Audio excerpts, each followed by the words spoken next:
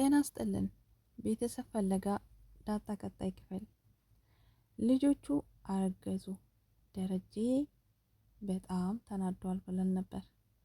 ነገር ግን ማርገዛቸው እውነት ሆኖ ሳለ ደረጀንና ማርታን የ25 ዓመት የጋብቻቸው ስነ ስርዓት እነሱን ፕራንክ ለማድረግ የሰሩት ነው። በጣም ይገርማል። እኔ ግን የእርግዝና ምርመራው ይዋሻል እንዴ ብዬ ነበር ነው ወይስ እንዴት ነው ብዬ ነበር። ምክንያቱም እውነት አስመስሎ ነበረ። ነገር ግን እነሱ የተጠቀሙት ዘዴ በጣም የሚገርም ነው። ናታን፣ ኤቢ፣ ዳጣ ሶስቱ የሰሩት ስራ ነው። ደረጀ እውነትም ኤቢን የፈለገ ነገር ቢናደድባትም ቢቀየምባትም የሆነ ነገር ቢደርስባት የሆነ ነገር ቢመጣባት አባትነቱን አሳይቷታል።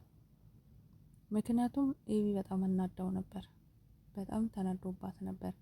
ነገር ግን ይሄ ነገር ደርሶብኛል ስትል ደረጀ ለልጆቹ እንዴት እንደደነገጠ አይታችሁታል። ማን አባቱ ወንድ ነው? ማን ነው እሱ? ወንድነቱን ቆርጬ ነው ማበላ ነበር ያለ ደረጀ። ቆራጥ ወንድ፣ ቆራጥ አባት።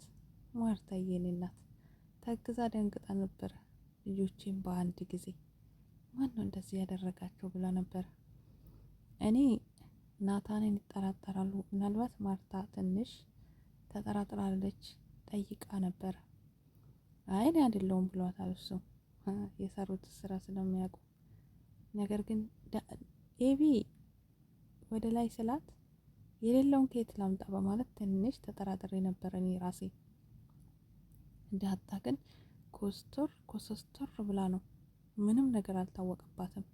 ያንኑ ነገር ስታደርግ በቃ እውነት ነው ያስመሰለችው ማለት ነው። ነገር ግን ከረጅም ሰዓትና ከረጅም ጊዜ በኋላ ማርታንና ደረጀ እንደዚህ አብሮ ሲስቁ አብሮ ሲጫወቱ አይተናቸው አናውቅም። ቢከባበሩም ትንሽ በዳጣ ምክንያት በሰላም ልጁን በወለደችው ካረገዘች በኋላ የልጅሽን አባት አስታውቂኝ፣ የልጅ አባት ማን ነው? በቃ ዳጣ ወደ ቤታቸው ከመጣችበት ጊዜ ጀምሮ በኤቢ ምክንያት ማርታ እንኳን ረስታ ነበር፣ ብዙም አትጨናነቅም። ኤቢ ግን ሁሌ ጥያቄዋ ነበረ፣ ዳጣ የማን ልጅ ናት? አባቷስ ማን ነው? ከየት መጣች? ለምን መጣች? እያለች ትጠይቃለች። ነገር ግን ኤቢ አስመርምራም ነበር፣ መርመራም አድርጋ ነበር፣ አልተሳካላትም እንጂ። ታዲያ በሷ ምክንያት እማዬ ዳጣን አስወጪልኝ፣ እኔ በሷ ምክንያት መኖር አልቻልኩም። አልፎ አልፎ በየቀኑ የተለያየ ነገር ይዛ እየመጣች እናቷን ታሳስብ ነበር፣ ብዙ ነገር። በዛ ምክንያት ደረጀ መጨረሻ ላይ ሲደርስ ዳጣ የራሴ ልጅ መሆኗን እንዴት ለማርታ ልንገራት? የደረጀ አዲሱ ልጅ ሰላምዬ ስትነግረው ደረጀ ባሳ አብዶን ነበር፣ በጣም ተናዶም ነበር። በዛ ምክንያት ማርታም ትክክል አልነበረችም። ምክንያቱም እያሰበች ደረጀ ምን ሆነ፣ ምን አገኘው እያለች ብዙ ታስብ ነበረ።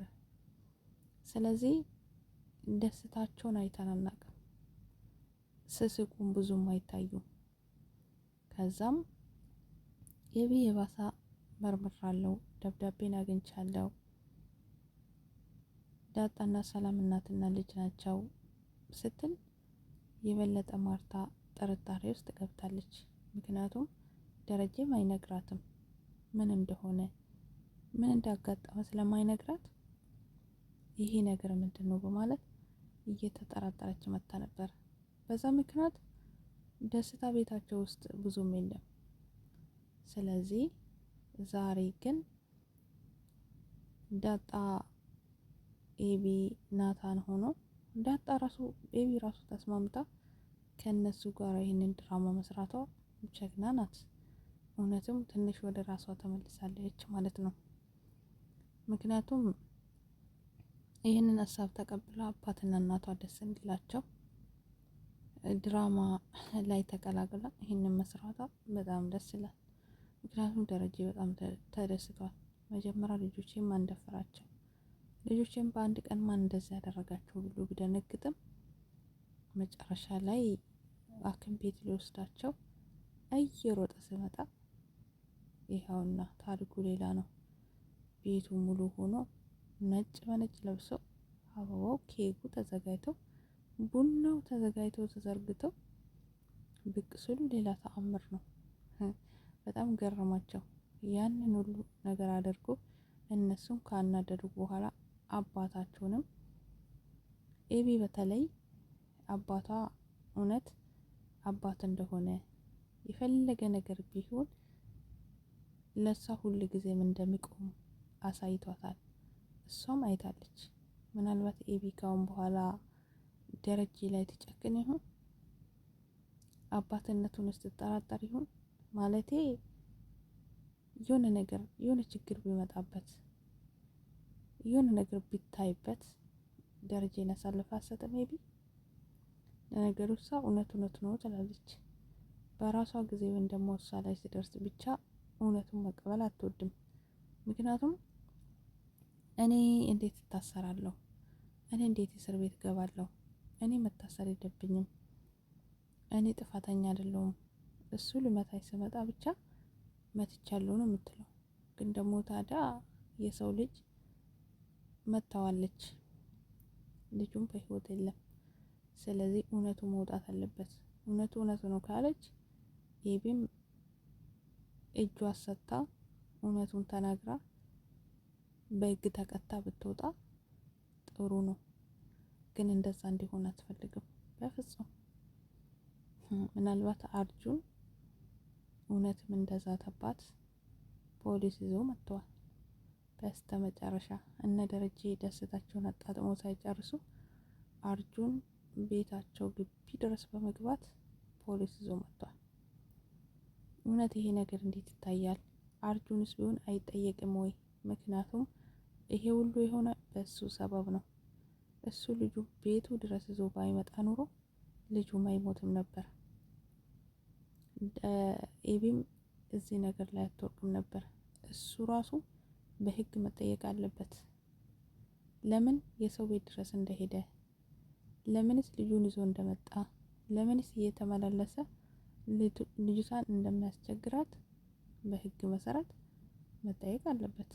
ለምን እውነት ነው ብላለች ኤቢ።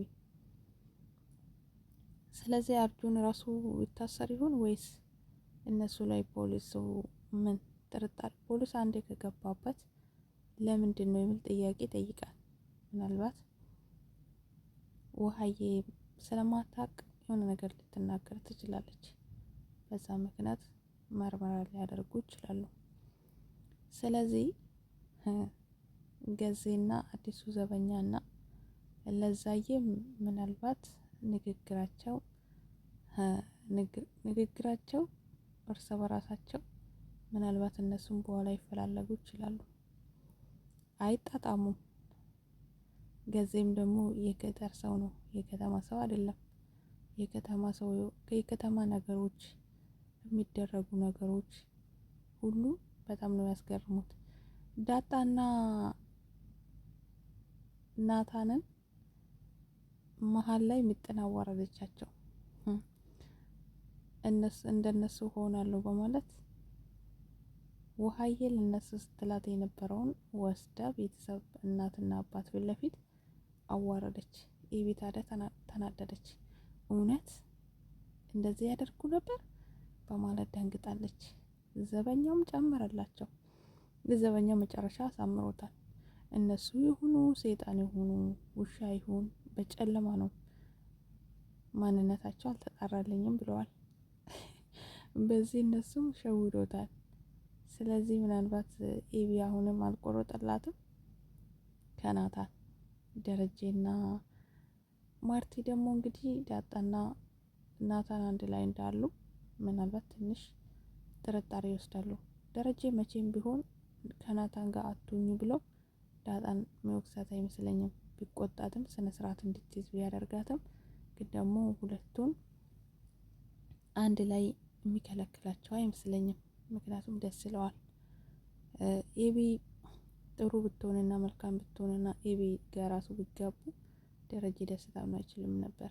ግን ደግሞ ኤቢ ናታን አይፈልጋትም። ጠባይዋ፣ አመሏ፣ ለነገሯ ስለማይመቸው አይፈልጋትም። ስለዚህ ያልወደዳትና እሱ ያልቀረባት ሴት ወይንም ባል ሊሆናት አይችልም። ወደፊት እሷ ትጎዳለች። እሱ ከወደደና እሱ ከፈቀደ ብቻ ነው መሆን የሚችለው እንጂ በኋላ ማይሆን ቦታ ትወርቃለች ብሏል ደረጀ። ስለዚህ ወንድየው ካልፈለገ ሴቷ ብቻ ስለፈለገች የሚሆን ነገር የለም። ማርታ ግን ይሄ ስላልገባት ነው። ለጊዜው ማርታና ደረጀ ደስ ብሏቸዋል።